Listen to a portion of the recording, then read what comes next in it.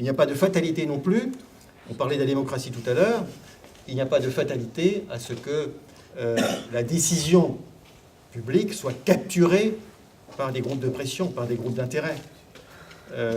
Et c'est souvent le cas dans l'Union européenne. 15 000 lobbyistes à Bruxelles, 30 000 fonctionnaires.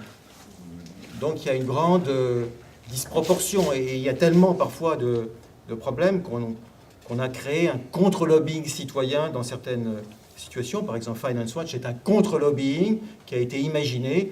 Comme on a dit, on a fait une petite organisation avec des économistes, avec des universitaires, avec des banquiers retraités pour lutter contre la pensée unique qui était distillée par les grands groupes financiers qui sont effectivement très dominants à Bruxelles. Donc il n'y a pas de fatalité à cela. Il n'y a pas de fatalité à ce que nous perdions des pouvoirs considérables dans le cadre, si jamais le partenariat transatlantique venait à être adopté. Vous savez que dans le partenariat transatlantique, c'est d'ailleurs un exemple emblématique de la dérive démocratique. Dans le partenariat transatlantique, on a un mandat secret qui est donné à la Commission pour négocier. Bon, le mandat est fuité, mais secret au départ. Donc ensuite, les négociations se poursuivent d'une manière discrète. Il y a quand même un grand problème dans ces négociations discrètes. Il y a le problème du règlement des différends.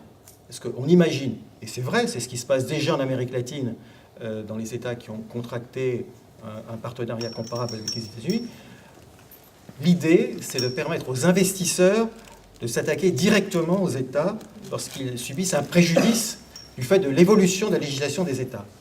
Et l'idée, c'est de permettre, non pas à une justice nationale ou une justice internationale de régler ça, c'est de conférer à des arbitres le soin de régler ces différends.